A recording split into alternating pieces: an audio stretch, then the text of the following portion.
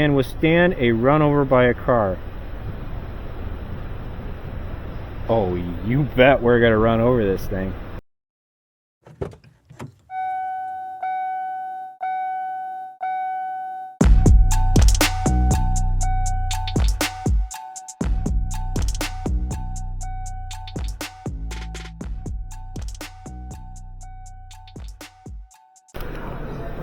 Ooh, we got an exciting package today. You guys put on your safety squints while you watch. Alright.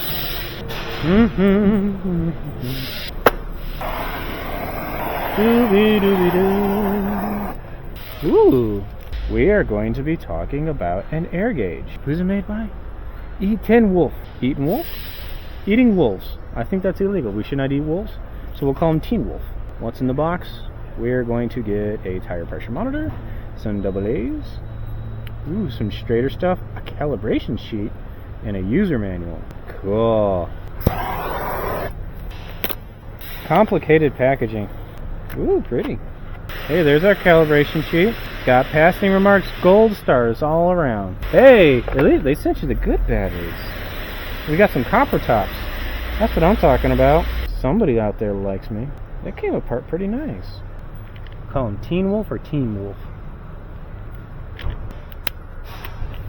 Ah, more plastic.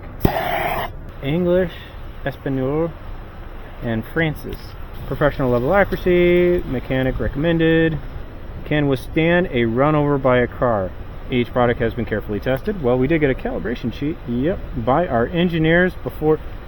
Man, that sucks. If you're an engineer and your job is to calibrate tire pressure gauges, well, there goes 8 years of college.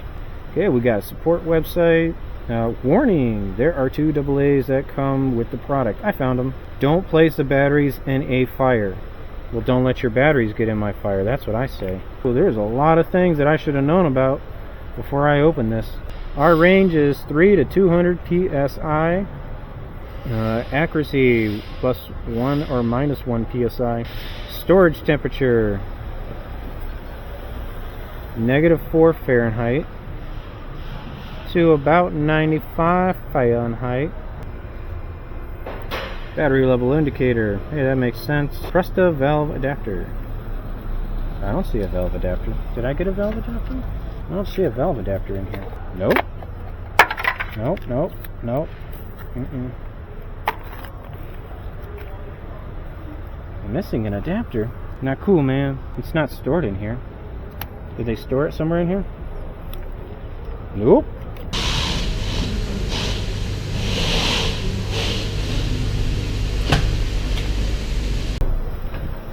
Oh no! My new tire gauge. I left it on the ground and ran over it. Does it still work? Hell yeah, it does. 28.2 psi, 194 kPa, 1.0 bar. Yeah, you gotta kind of scroll through them fast. You gotta figure out what you want right away. What I do want to know is, let's say if I leave it on kPa, hold it down for 6 seconds, turn it off. Turns off. Okay, it does not wake up on air pressure. Just wanted to see that. But it wakes up on the last setting you left it on. Cool. You're going to be going up to the tried and true industry L pencil. Pencil said you were 200 kPa and 30 psi. Huh? 194. That's close. A little close. So this is reading a little low. This is reading a little high. Let's go best out of 3. Let's see what Mac Tools says this should be. Taking the plastic off just for this. Okay. Alright, so Mac Tools says it's 27.6, 1.9 bar, 190 kPa. Looks like the pencil gauge might be just a little bit out of adjustment. When the Snap-on guy gets here, we'll tell him. This is Snap-on Papa Golf Papa Sierra 50. Alright, let's try and find Teen Wolf. Etenwolf, where are you at?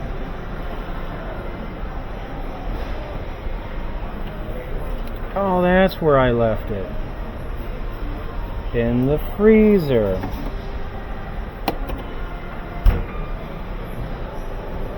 What's the temperature of this baby? Pretty cold.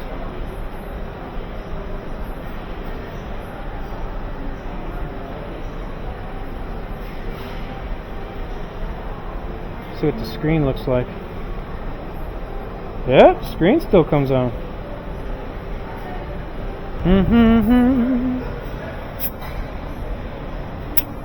27.3. And let's just pretend that I dropped it. Because it says it can withstand a 6-foot drop. It turns on.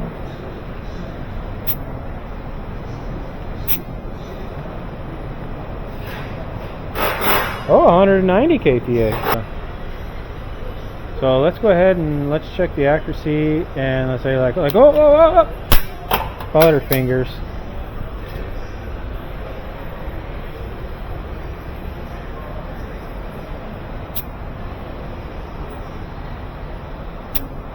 Still accurate. I like it. Now we're going to do the... How does it feel in my hands if I got oil all over me? This is penetrating oil.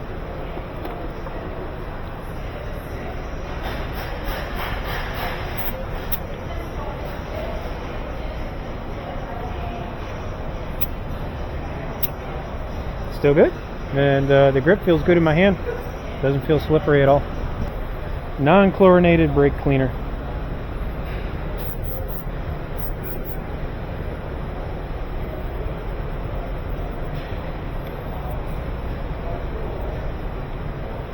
Yeah. This reddish plastic, very good. Doesn't react to acetone, which is good. Try the black stuff.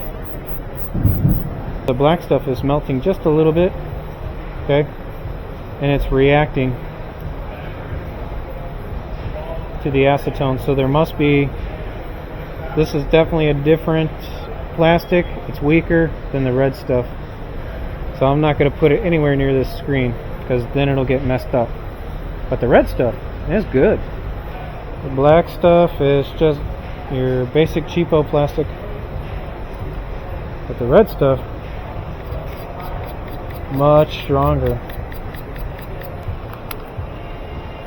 Hey, there's the attachment. Oh, those sneaky guys. But that's a good place for it, though.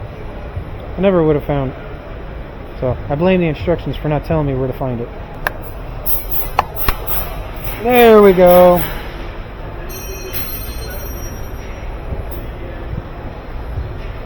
This plastic is PA6. That's a good plastic. I do know that PA6 plastic is a very, very good, tough plastic. Obviously, what they use for the logo is not good plastic, so I'd like to see that be PA6 also. The button is probably made out of the same stuff as the black stuff, I would presume. Is this the cheap stuff?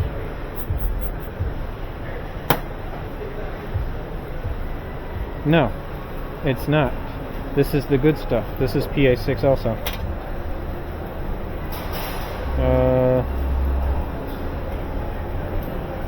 This, come on. Wasn't metal at all. This is also plastic. Yeah, that's plastic.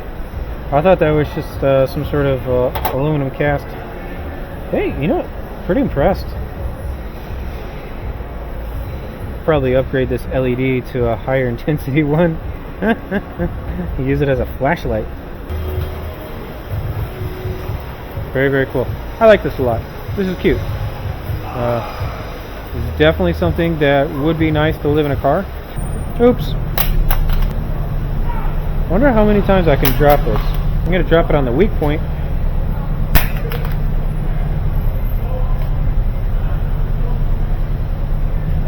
See, that's what I was expecting. I was expecting this to want to pop out and shoot batteries or like crack in half.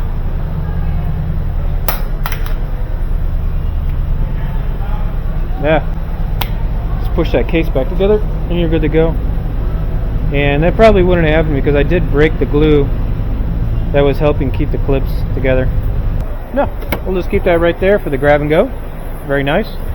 Super accurate. It was actually more accurate than my snap-on analog gauge here. This was a Papa Golf Papa Sierra 50, and we just warrantied it out on the truck because I said it was inaccurate based on this and the other digital air chuck. And this still read high, and I grabbed 2 more off his truck. They all read high. So now I know that this one is going to read 2 psi high.